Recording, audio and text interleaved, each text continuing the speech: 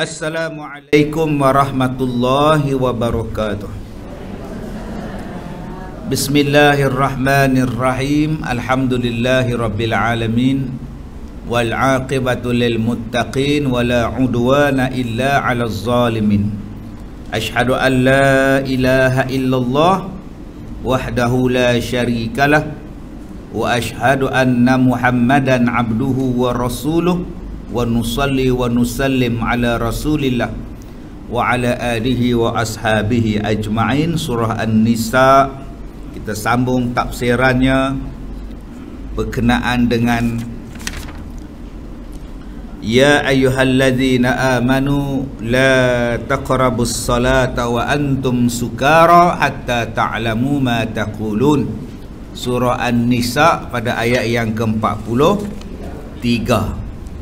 Baik, kita lihat asbabun nuzul, sebab-sebab turunnya ayat ini. Asbabun nuzul, turunnya ayat-ayat ini.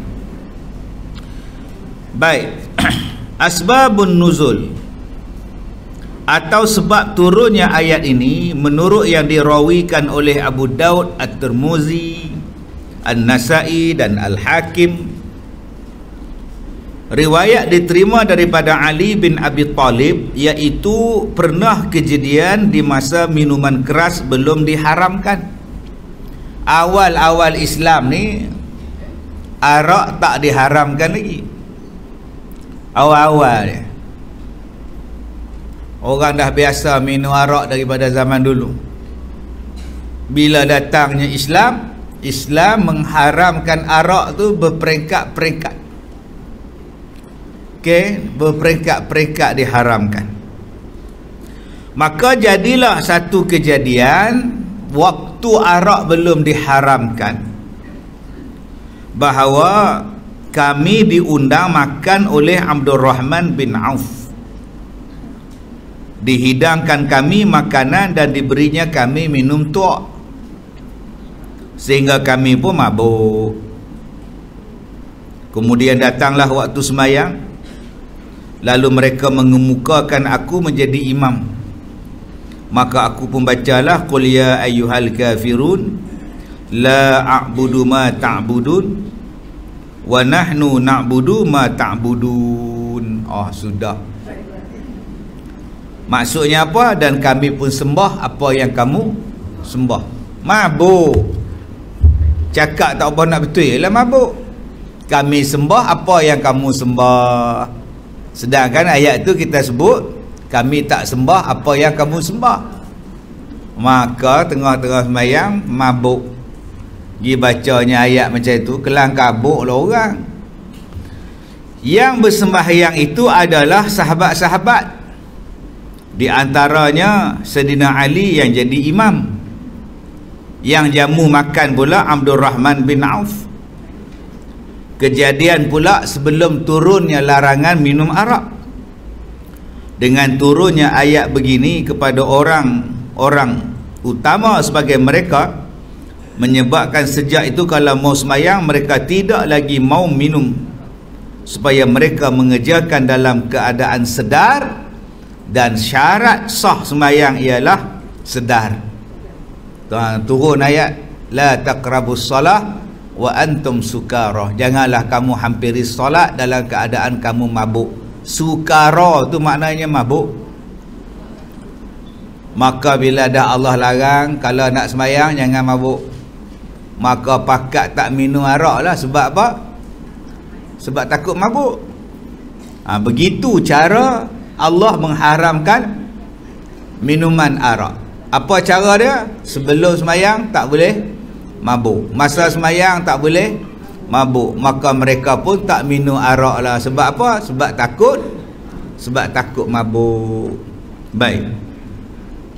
Kemudian sehingga kamu mengetahui apa yang kamu ucapkan, hatta ta'lamu ma taqulun. Sehinggalah mai kat su mai depan kat su, mai ke belah sana. Shin ni mai.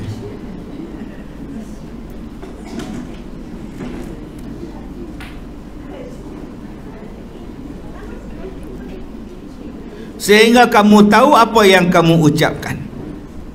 Sebab orang yang sedang mabuk, kerana mabuknya kadang-kadang tidak sedar apa yang dia ucap, padahal dia sedang menghadap Tuhan. Sampaikan Sayyidina Ali pun tersesat lidahnya mengatakan, kami sembah apa yang kamu sembah. Nah, ni penangan mabuk ni. Okay, orang mabuk ni dia bukan sedar apa dah. Nama pemabuk, dia nampak bulan bintang. Okay, tak tahu, kita pun tak tahu mabuk tu macam mana. Kita tak pernah mabuk, tak tahu Kak Sum pernah mabuk. Kita tak pernah tahu. Tapi kalau kita tengok kartun, kalau mabuk tu dia letak kat atas kepala tu bintang, maknanya mabuk tu. Baik, mungkinkah orang seperti Sayyidina Ali mengatakan, kami pun sembah apa yang kamu sembah, padahal dia karamallahu wajhah. Karamallahu wajhah maknanya dimuliakan Allah wajahnya.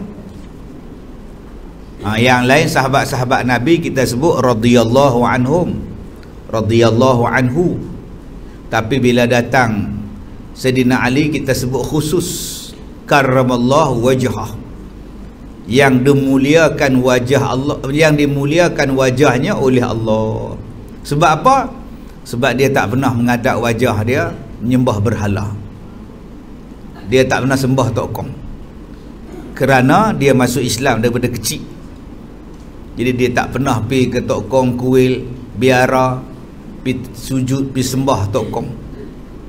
Itu sebab kita namakan dia karamallahu wajhah. Waktu zaman jahiliah, waktu zaman tak Islam pun dia tak menghadap muka dia pada Tok Kong. Ni nama dia karamallahu wajhah. Kami pun karamallahu wajhah kat Ustaz. Kami pun tak nak sembah Tok Kong. Memanglah kita ni dah Islam daripada awal. Beranak-beranak tu orang bang terus dah apa kejadah pergi menghadap Tok Kong. Yang Sayyidina Ali ni hidup dalam masyarakat yang menyembah ke berhala. Orang sembah berhala, dia tak sembah, dia tak sembah, dia tak sujud, tengok pun tak. Maka Allah pelihara muka dia, maka dipanggillah dia karamallahu wajahu. Dimuliakan Allah wajahnya sebab masuk Islam sebelum baligh, sehingga mukanya tidak pernah sekali juga menyembah berhala. Masuk Islam belum baligh lagi, dan dialah sehingga mukanya, dan pernah menyediakan dirinya buat mati seketika tidur di tempat tidur Nabi Muhammad sallallahu alaihi wasallam seketika nak hijrah, kerana beliau Nabi Muhammad hendak dibunuh oleh musyrikin penyembah berhala. Mungkinkah Sayyidina Ali kata, aku sembah apa yang kamu sembah? Maka dia cakap macam tu sebab apa? Sebab dia mabuk. Lepas minum, bagus punya sembahyang isyak, mulalah merapu baca lakum dinukum waliyadin tu. Jadi mabuk. Dosa tak masa itu? Tak berdosa lah. Mabuk masa tu tak haram lagi arak. Arak belum diharamkan pada masa itu.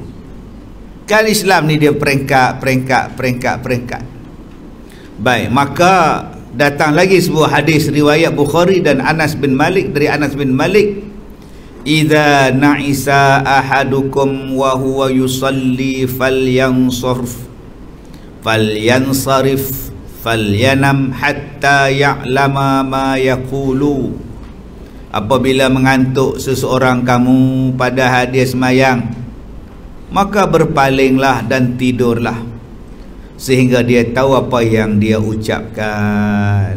Kita ni mengantuk sangat, biasa. Belum semayang ngantuk tak? Ngantuk lah, cuba lepas semayang, terang-derang mata, setan tu serupa duduk dalam kelas ni lah,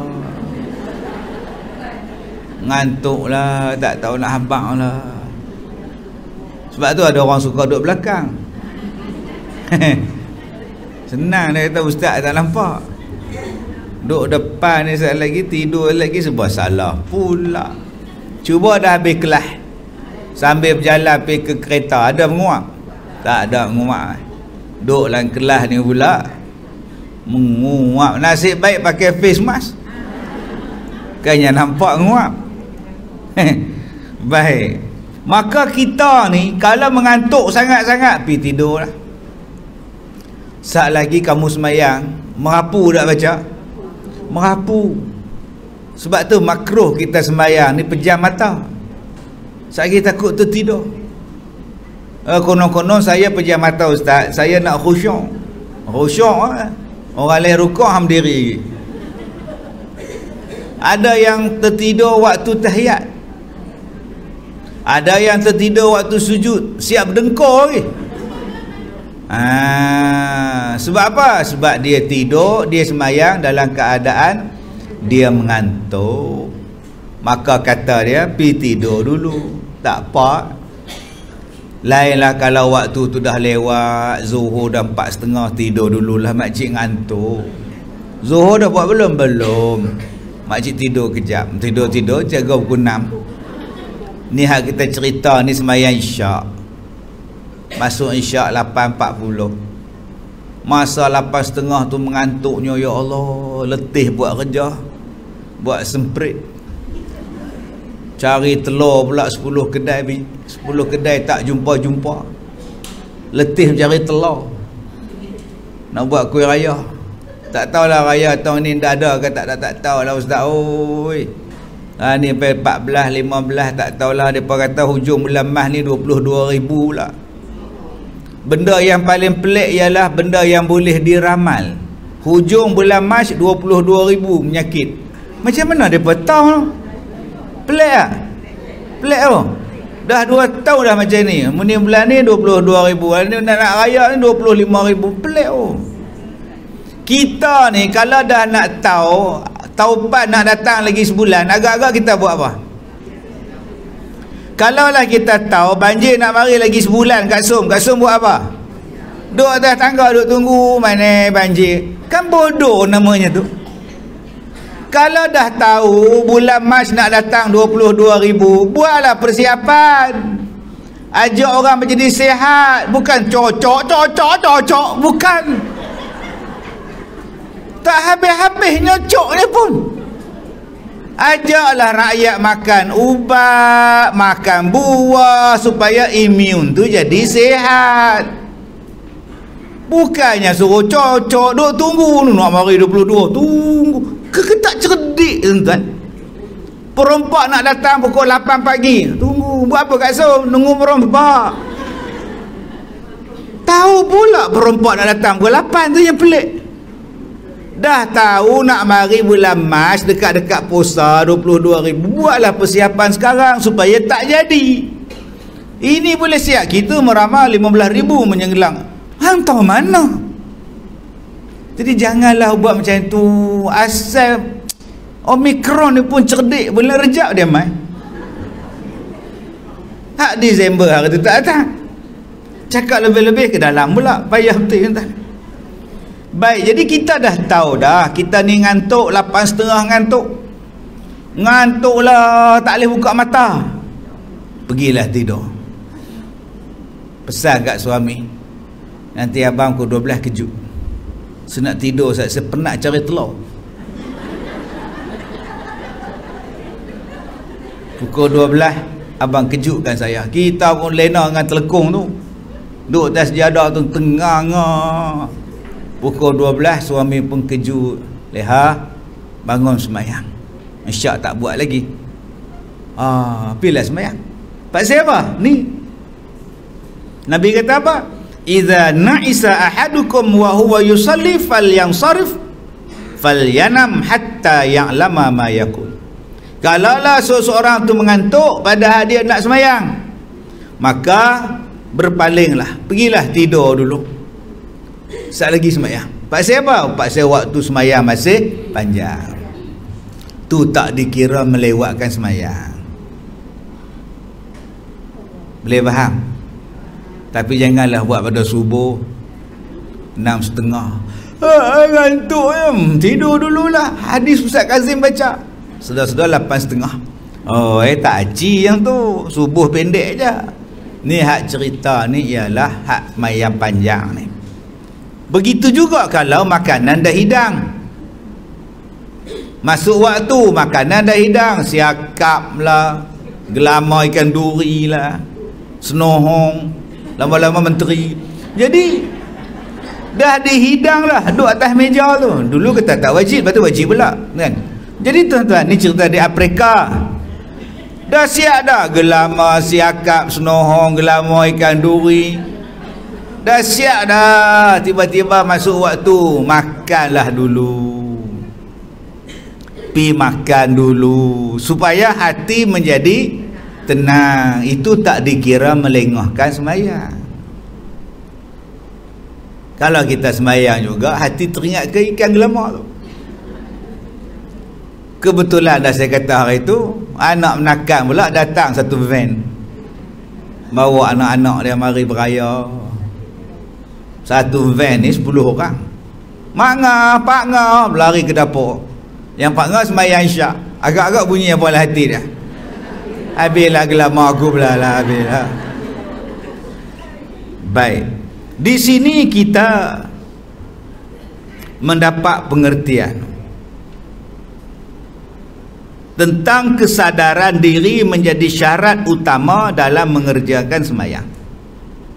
Sebab tu kalau kita nak sembahyang, maknanya kita tahu nama dia akal yang waras, sempurna akal, syarat sah sembahyang. Orang yang tak ada akal bukannya sah sembahyang. Orang gila, orang nyanyuk, jangan duduk sembahyang. Mak kita ni dah nyanyuk dah dekat 100 dah ustaz. Saat dia sembahyang, saat dia tak sembahyang, saat dia pakai baju, saat dia tak pakai baju, dia lupa. Maka tak payahlah kita suruh dia sembahyang, pasal dia tak ingat. Okey, kita ni nikmat yang besar ni ialah adanya ingatan, akal. Tak ada ingatan, tak ada siapa nak hormat kita. Boleh faham tak so? Pasal kita ni ada ingatan lagi, ada orang hormat kita. Kalau tak ada ingatan besok, nama pun tukar. Ustaz Kazim waktu ingatan ada, waktu dah tak ada Kazim gila. Waktu ingatan ada orang panggil Kak Yah, bila ingatan hilang Yah mereng. Waktu ingatan ada Abang Din, waktu ingatan tak ada Din 3 suku. Nama habis tukar. Nama tu bertukar. Mulianya kita dengan sebab akal. Binatang tu tak mulia sebab dia tak ada akal, dia cuma ada otak. Sebab tu kita tak ada nak hormat binatang, dia kan ada akal. Manusia ni dia berakal, cuma kadang-kadang tak boleh fikir. Otak ada, akal ada, fikir tak ada. Dia tak boleh fikir. Sebab tu ramai kena tipu. Umur 60 ada Mak Saleh namanya David, duk hantar mesej pada kita nak berkenalan. Kita pun buka profil dia, segak macam Justin Bieber. Handsome gila. Kita pun chatting dengan dia, mesra dengan dia, lama-lama jatuh cinta. Dia kata dia nak mari Malaysia, duit tak ada, boleh tak buh duit dalam bank? Boleh tak buh $10,000. Lebuh 40,000. Tapi cikgu pencen, pandai tak? Pandai. Otak ada tak? Ada, cuma akal tak boleh fikir. Akal tak boleh fikir dengan sempurna. Habislah mulia kita. Sebab tu kena kita ni kena berakal. Bila kita berakal, jadi mulia kita. Allah naikkan darjat kita sebab kita gunakan akal. Afala taqilun, apa kamu tak berfikir? Berapa banyak ayat dalam Quran afala taqilun, dia suruh kita berfikir. Bukan main redah dulu lepas tu baru fikir. Banyak orang redah dulu, kemudian dia fikir, kemudian tu nama dia Saleh Kamil. Dia buat lari Sa'diah, cerita Semerah Padi tu. Buat lari kan, anak ketua kampung tu duduk dalam hutan, duduk tengok Sa'diah, apa yang aku nak buat dengan kau. Buat lari yang tak boleh fikir pula. Lepas tu dia kata apa-apa aku puaskan nafsuku dahulu, yang lainnya aku fikirkan kemudian. Jahat bahasa tu.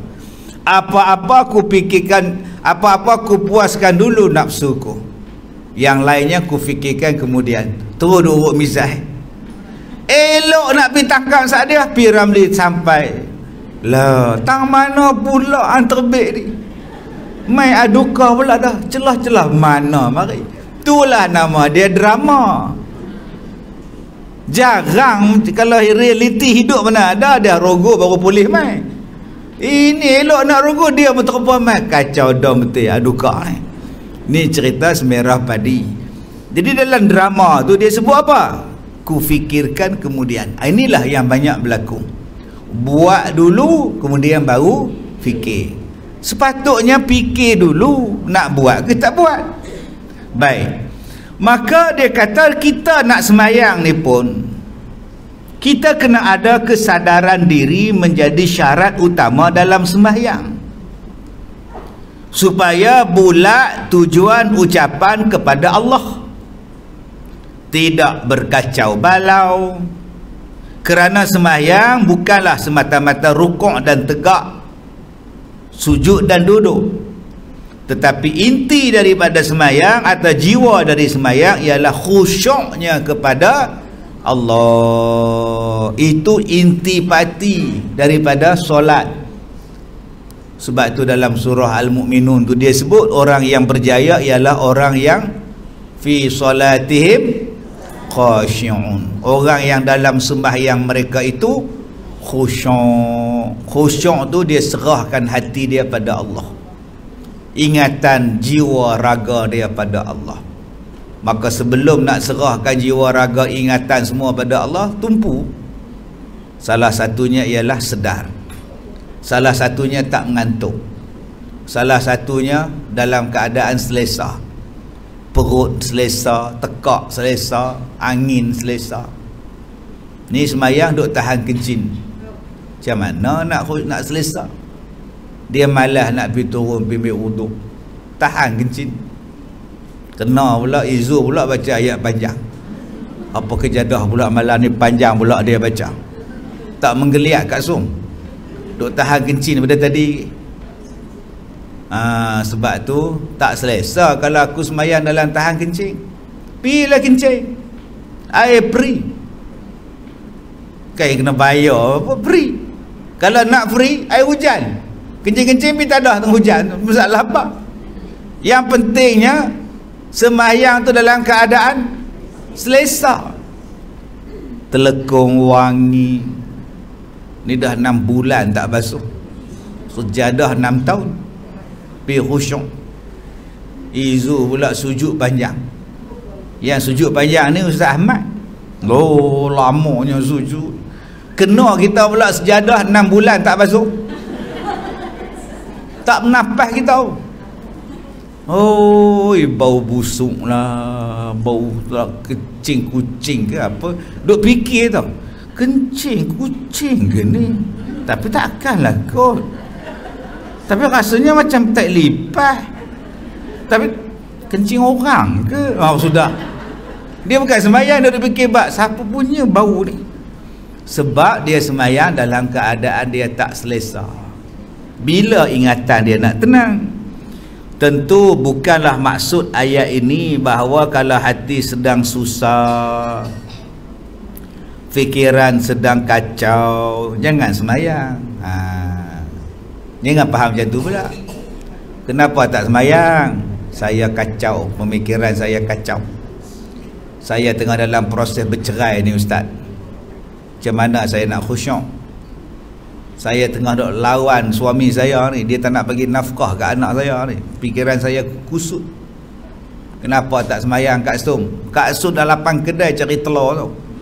Kalau semayang kan teringat ke telur je. Itu yang kat Sum tak semayang tu. Kalau macam tu bukan tak semayang semua. Tu imam tak datang, Bilal tak datang. Kenapa imam tak datang imam? Allowance sampai sekarang tak masuk. Kalau saya semayang pun saya tengok ke allowance. Kalau macam semua pakat tak semayang, sebab semua orang ada masalahnya.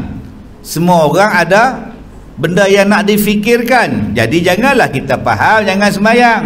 Sebab sekarang dah ada satu gerakan jangan semayang sebab tak khusyuk. Oh, pakat tak semayang. Dia buat keluar pula ayat Quran tu. Fawailul lil musallin. Binasalah, celakalah orang yang semayang tapi tak khusyuk, yang lalai. Oh, dia buka ayat tu pula dah. Pergi duduk ceramah kat orang. Hak bodoh pun dengar kat ceramah dia. Jenis tak mengaji pergi dengar ceramah dia. Baik, dia kata apa? Jangan kita sampai memahamkan demikian, iaitu jiwa kacau jangan semayang. Tunggulah sampai dah tenang baru semayang. Jangan faham macam itu. Sebab yang diseru di pangkal ayat tadi ialah orang yang beriman. Ya ayyuhallazina amanu. Ali bin Abi Talib, Abdul Rahman bin Auf ialah orang yang beriman. Kawan-kawannya yang mabuk tadi, kerana turunnya ayat ini, bukanlah meneruskan minum lalu meninggalkan semayang kalau mabuk, melainkan menjauhi minuman keras supaya jangan lagi mabuk bila nak semayang. Bila turun ayat ni, Allah kata jangan hampiri solat dalam keadaan kamu mabuk. Bila turun ayat ini, apa yang mereka buat? Mereka tidak minum arak. Sebab apa? Sebab saat lagi mereka nak sembahyang. Maka tak ada mabuk. Tu cara dia. Cara dia ialah tak minum supaya tak mabuk. Pasal apa tak mabuk? Pasal tak minum. Pasal tak nak mabuk. Pasal apa tak nak mabuk? Sebab Allah larang kalau mabuk dalam sembahyang. Maka mereka pun tak minum. Sampai bila? Sampai nak sembahyang. Sekali nak sembahyang sunat lagi, sekali nak qiyam lagi, sekali bila aku mabuk nak sembahyang macam mana? Lama-lama arak mereka tinggalkan. Itu cara halus bagaimana Allah mengharamkan arak sebelum diturunkan ayat yang total mengharamkan arak. Sekarang belum lagi ayat yang total. Dia datang CP tu. Lepas ni dia turun pula ayat haram terus. Bila ayat tu haram turun, depa balik ke rumah. Pergi terajang segala arak. Tempayan tu curah habis. Dia ambil kapak segala mak nikah semua, dipecahkan guri, pecahkan tembayan, habis arak ni penuh melimpah habis. Pasal apa? Dah haram. Inilah sahabat. Bila Allah kata jangan hampiri sembahyang dalam keadaan mabuk, maka mereka fikir mereka nak sembahyang, maka taklah mereka minum arak. Itu satu. Cuba kita tiru sahabat-sahabat Nabi ni. Pasal nak sembahyang punya pasal kegemaran dibuang. Tak minum dah. Sekali nak sembahyang zuhur ni jangan minum. Lepas sembahyang zuhur, minumlah arak. Saat lagi sembahyang asar, mabuk sekali lagi, tak minum. Dah sembahyang asar dah, mainlah minum. Maghrib saat lagi ada hang gila. Lama tak minum lagi. Lepas sembahyang maghrib, jom perkena, jomlah ngetek. Bahasa sekarang kan, jomlah ngetek, ngopi. Kalau arak, jomlah ngarak. Boleh pokoknya tu lah. Ngetek, ngopi, ngarak lah. Ngodi ke apa benda ke? Ajak orang todi lah. Dia kata tak boleh, saya lagi nak sembahyang isyak. Lepas isyak boleh lah, subuh nak buat lagi. Buatnya tak sedar subuh. Jangan lama-lama. Tak ada siapa nak minum dah. Nampak tak bijaksananya Tuhan? Macam orang tadi main jumpa sahabat Nabi, satu orang main jumpa Nabi. Dia kata, Rasulullah izinkan saya berzina. Saya ni sebelum jahiliah dah memang kaki zina punya lah. Memang tak boleh buat apa dah. Memang ayam Belanda, ayam Peru semua saya balon ni. Izinkanlah saya. Nabi kata tak apa buat. Tapi ingat jangan bohong. Jangan bohong. Seronok alang kepalang lah boleh. Duduk di rumah dia fikir pula. Kalau aku berzina, saat lagi aku jumpa Nabi, Nabi tanya dekat aku, hang zina tak? Nabi dah pesan jangan bohong. Takkan aku nak mengaku? Takkan aku tak mengaku pula? Lama-lama tak boleh. Sebab aku tak boleh bohong. dan dia akhirnya pun tak berzina. Nampak cara pendidikan Rasulullah, dia nak ajar kita cara pendidikan Allah Ta'ala nak bagi sahabat di semayang. Maka cuba kita tiru sahabat. Kita nak semayang zuhur tak? Nak semayang zuhur saat lagi, tengok-tengok orang hidang petai, orang hidang jering, pukul 1 isteri masak sambal petai. Abang ni ikan bilis sampai petai. Saat lagi aku nak pergi zuhur, aku ni tok bilal, aku ni tok imam, duduk depan sekali, kipas angin pula depan aku. Saat lagi aku sebut amin, sah belakang semua dengar tak apa, bau sekali. Tak boleh, dia kata abang ni nak sembahyang zuhur.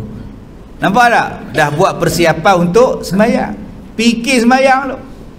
Macam kita lah berpakaian saat lagi ni, lepas kelas ni nak pergi Maidin, kawan ajak pergi shopping jap, persiapan untuk raya. Ada ke raya tu ni? Raya ada, sambut tak ada? Baik. Maka kita pun dah pakaian. Saat lagi pukul 1:30 masuk zuhur, dengan pakaian ni aku sembahyang zuhur dekat surau di Maidin. Dia fikir lah, ni dak keluar pada rumah pakai skirt, singlet, skirt. Bila nak sembahyang zuhur? Adakah pakaian ni membolehkan kita sembahyang? Keluar daripada rumah pakai seluar jin koyak rabak, nampak koyak rabak belakang, lusuh, rok. Cuba fikir lagi, kau nak sembahyang zuhur dengan seluar jin koyak rabak ni kan?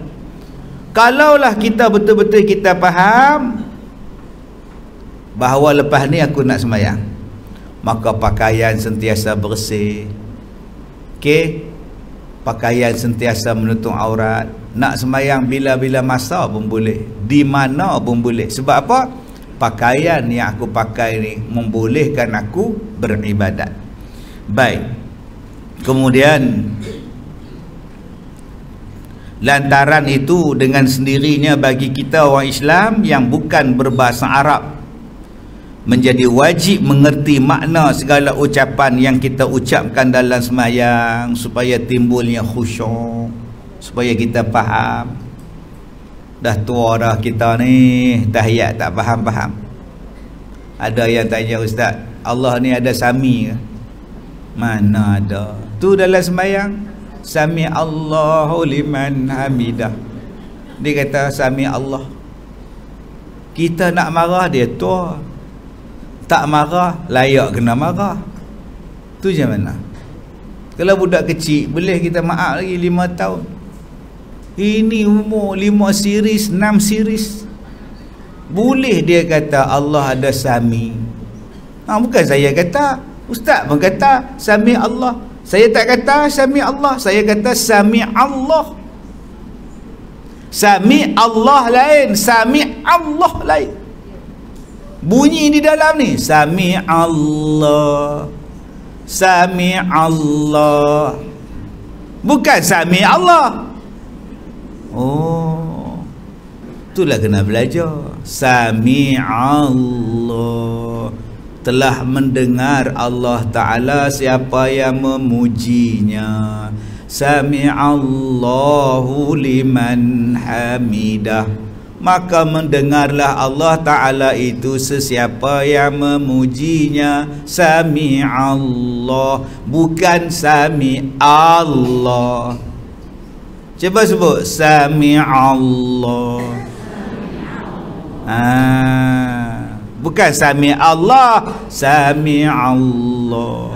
Ain, jangan duk terat sangat. Sami Allah, terat sangat. Ni sembelit ke apa hang ni?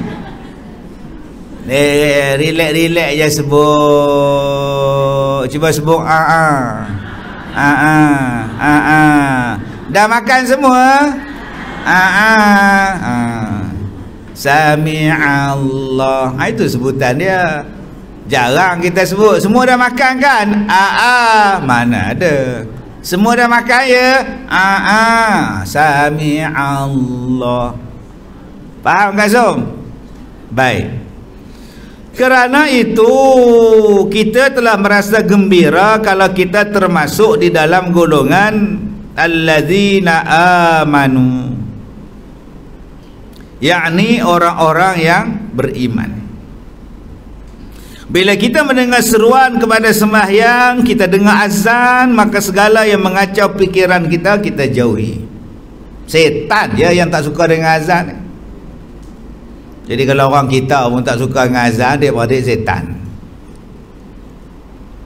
Setan bila dengar azan lari mencirit jauh, mencicik-cicik lari.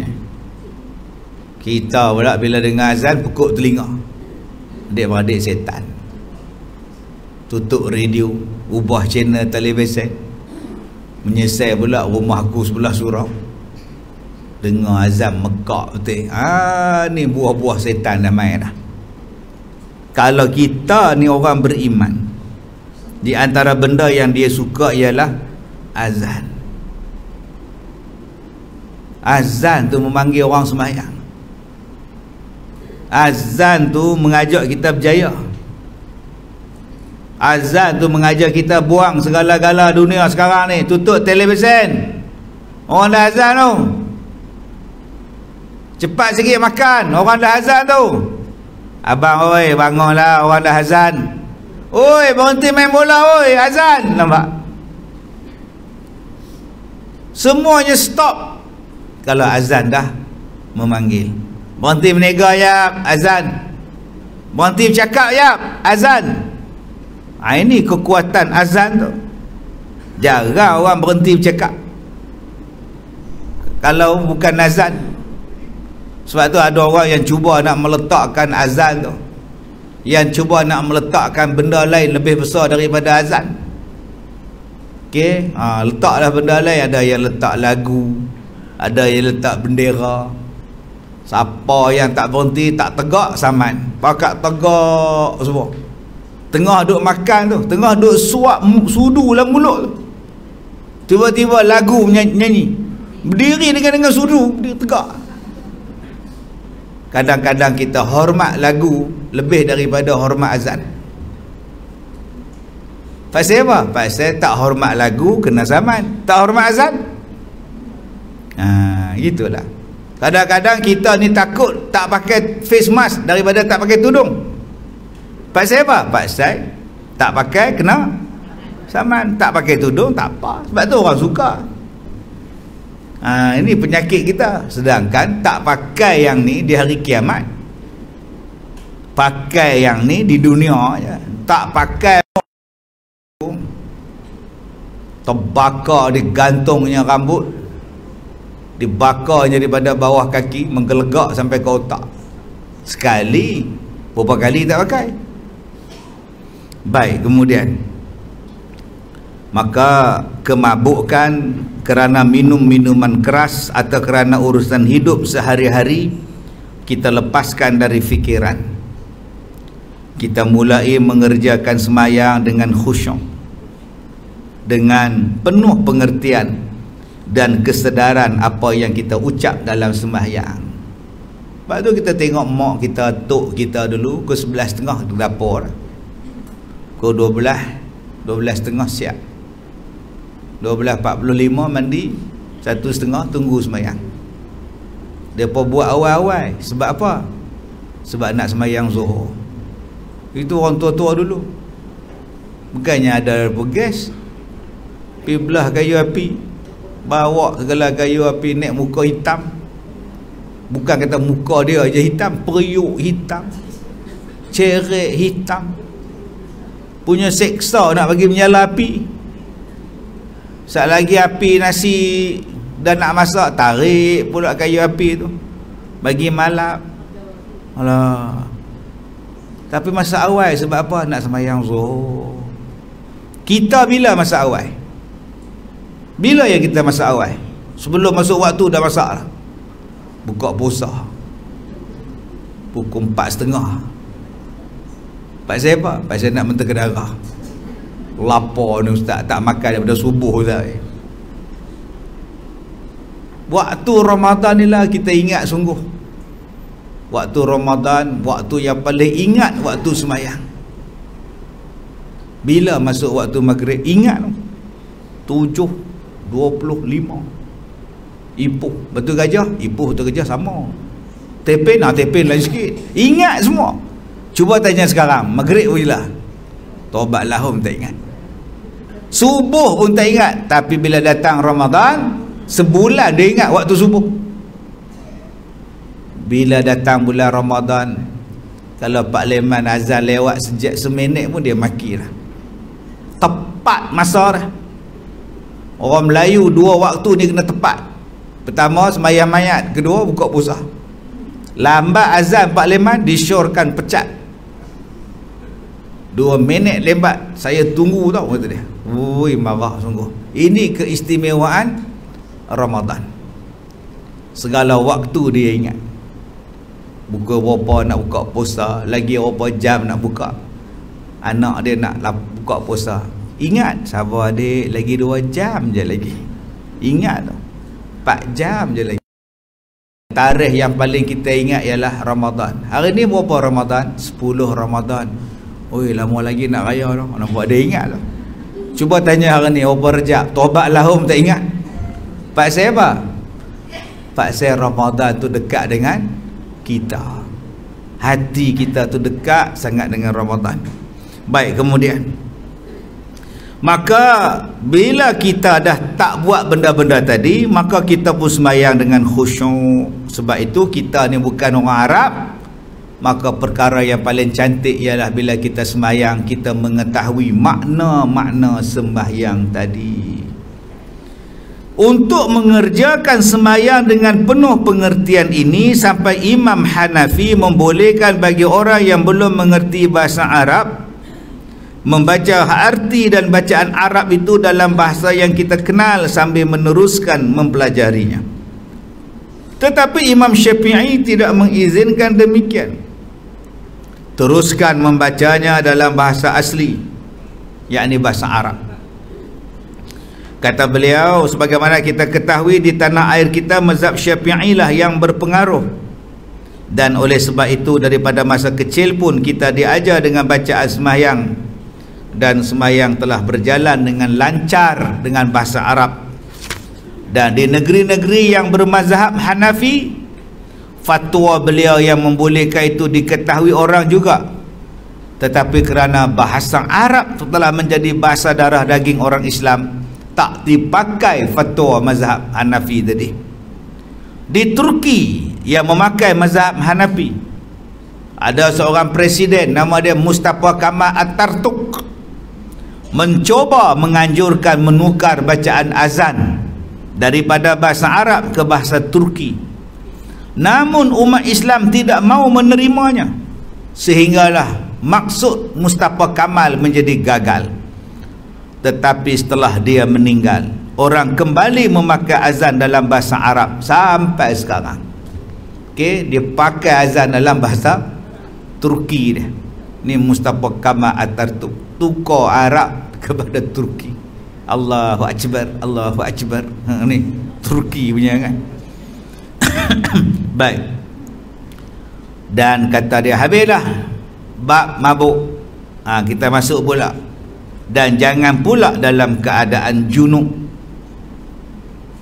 Dan jangan pula kamu mendekati sembahyang atau tempat sembahyang, terutamanya najis dalam keadaan berjunub.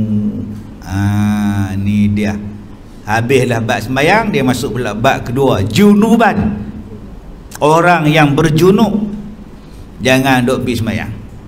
Orang yang berjunub jangan duk pergi hampir pada tempat sembahyang ni. Tentu kita telah faham apa makna junub.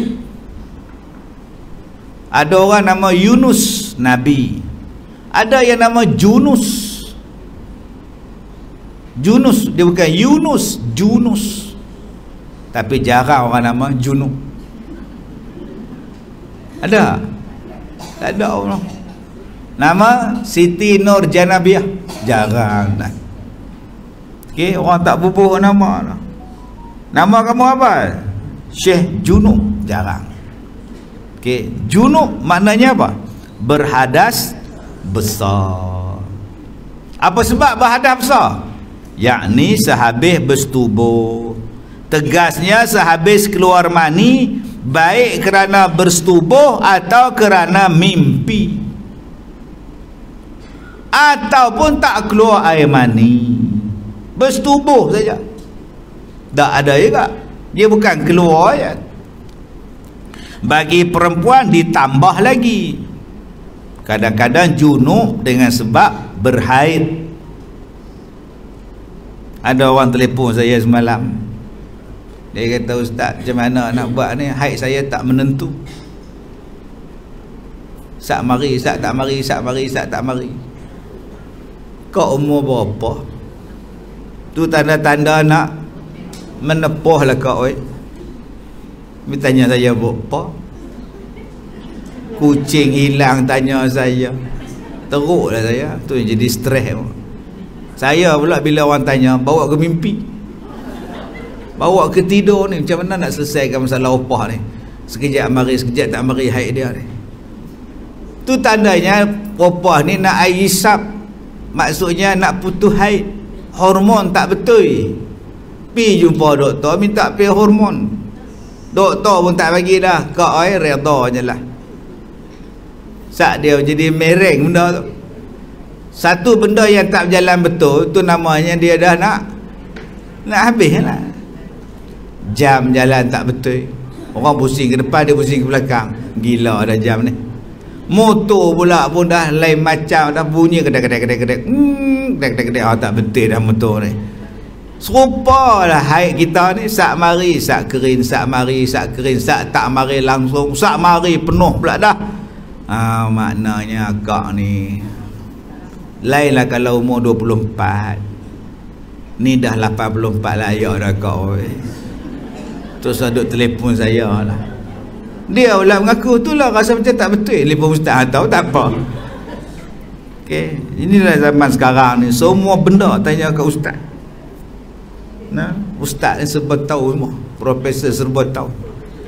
Baik, kemudian dia kata ada orang perempuan yang jadi junub sebab haid, ada juga yang jadi junub jadi sebab apa? Sedang mengeluarkan darah kotor sehabis beranak, nama dia nifas. Nama dia nifas.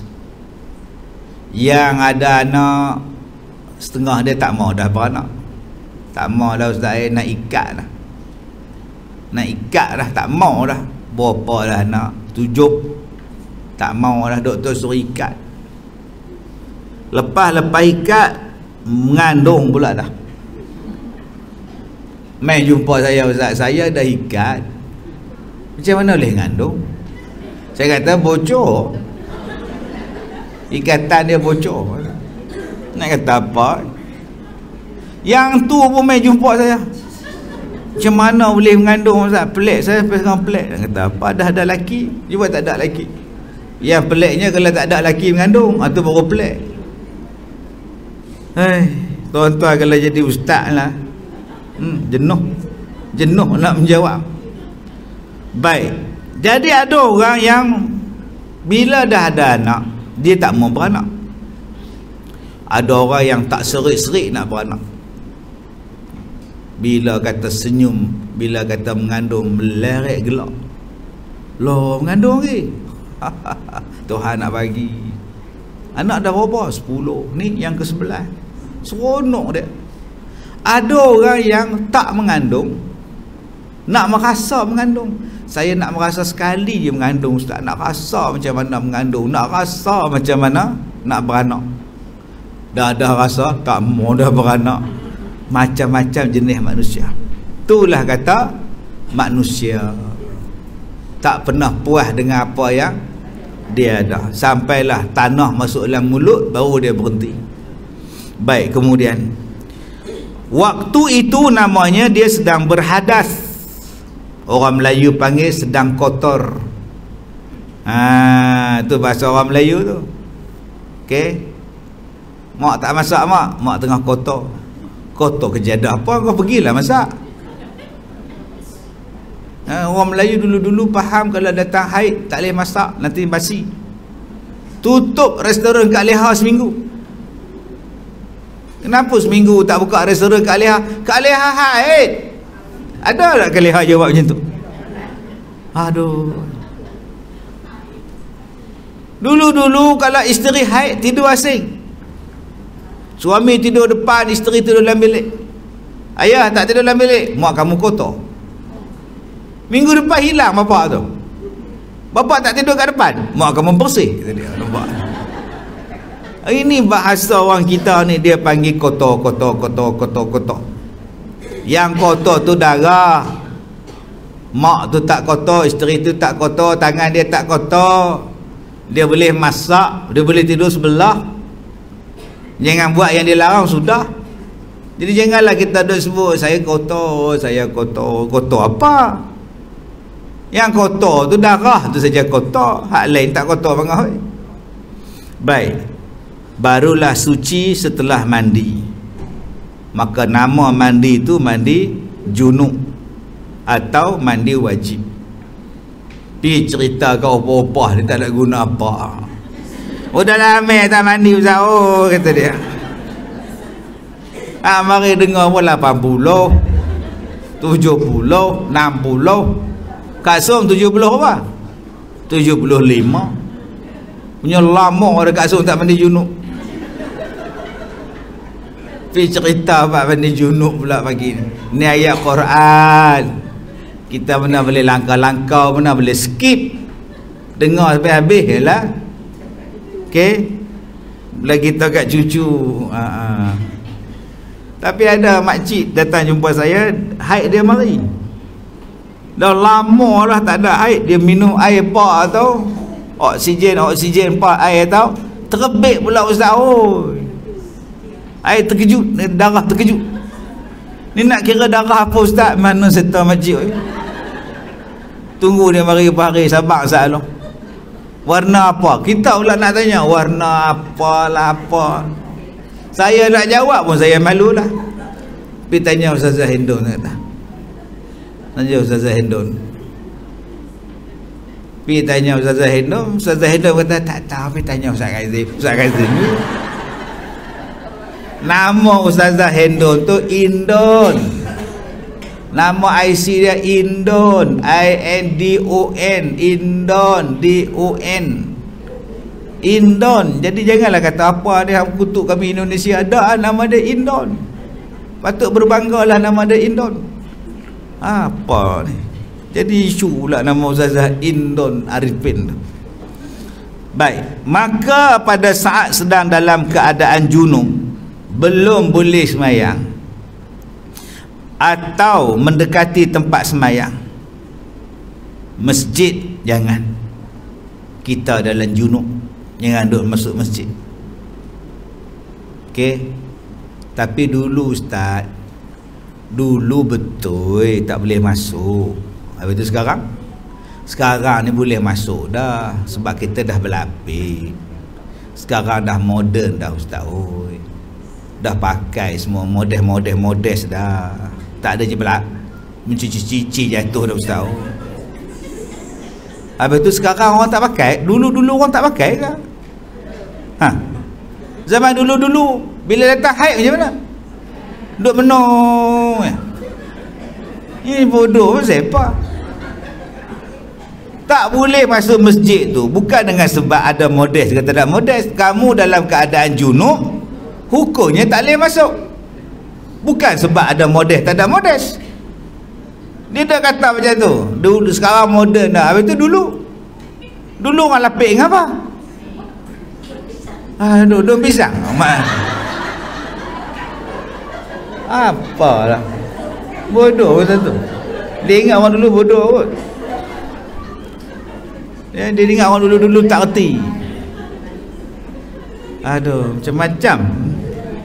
Dia guna kepala otak dia macam babi. Dia kata babi dia haram Ustaz, babi yang makan tai. Sekarang babi dah dalam aircon, dah diternak bersih dah. Ada doktor merawat babi. Babi hang bersih macam mana pun dia babi juga, tetap mughalazah. Hang basuhlah 1000 kali pun, campur dengan air tanah 1 lori, nama dia babi juga. Tak jadi halal babi tu. Baik, kemudian kecuali orang yang melintasi jalan, dia lintas saja, dia tak duduk pun, dia lintas masjid, iaitu terpaksa melintasi masjid atau menyeberanginya, kerana dengan menyeberanginya akan sampai pada tempat yang dituju, tak dapat nak selamat dah. Dia haid, tak ada jalan lain lah, dia nak sampai sebelah sana tu, melainkan lepas masjid, lintas, dia terpaksa masuk, tak apa dah. Tapi kalau boleh kona, boleh ikut jalan lain, janganlah ikut dalam masjid. Baik, kemudian dengan demikian dijagalah kebersihan dan kesucian masjid, hanya boleh menyeberanginya dan tak boleh duduk di dalam masjid. Misalnya nak buat i'tikaf, kalau macam tu pahala kami rugilah ustaz. Orang laki-laki boleh masuk, kami banyak pahala lain makcik boleh buat. Duduk di rumah zikir boleh, makcik boleh selawat boleh, duduk main TikTok bukannya apa, duduk main Facebook tak habis-habis, pergi masak, pergi sedekah, pergi wakaf, banyak lagi pahala. Baik, sehinggalah kamu mandi, hatta taghtasilu, sehinggalah mandi. Artinya larangan itu berlaku sampai kamu mandi. Apabila selesai mandi, barulah semayang, barulah masuk dalam tempat semayang, nak masjid ke apa ke, surau ke apa ke, masuklah. Okey, sebab setengah tempat surau ni pun dianggap macam masjid. Setengah tempat, tapi di Malaysia ni surau-surau, masjid-masjid. Sebab tu orang perempuan haid boleh masuk surau. Dia kata bukan masjid, pulanglah. Setengah orang surau tu pun dianggap masjid. Okey. Dan mandi itu pun tentu dengan niat. Di samping mengerjakan semayang dengan sadar dan khusyuk, maka kita pun semayang dalam keadaan suci dan bersih. Sehingga di dalam menghadapi ibadat semayang, hendaklah kita perasan semua kita dalam bersih. Okey, badan kita, tempat semayang kita, pakaian kita bersih semua. Hak benda hak di dalam tu tak boleh nak elak lah. Benda hak dalam perut tak payah nak pergi bersih. Dalam usus kita tu ada apa? Tu sodok gaji lah. Air kencing ada, tarik ada, macam mana ustaz tu, benda di dalam. Tak payah nak kaji. Ini hak zahir ni. Tidak ada orang yang tahu, dan kita pun tidak akan memberi tahu orang lain apakah kita sedang junub atau sedang bersih. Duk diam-diam sudah. Menjaga kesucian semayang dan masjid adalah tanggungjawab peribadi kita masing-masing dengan Tuhan. Maka kalau kita main langgar saja peraturannya, maka hukumnya adalah haram. Okey. Baik, insya-Allah besok kita akan sambung bab tayamum. Subhanakallah wa bihamdika asyhadu an la ilaha illa anta wa astaghfiruka wa atubu ilaih. Bismillahirrahmanirrahim. Wal 'asr. Innal insana lafi khusr illa alladhina amanu wa 'amilus shalihat wa tawassaw bil haqqi wa tawassaw bis sabr. Wabillahi taufiq wal hidayah. Assalamualaikum warahmatullahi wabarakatuh.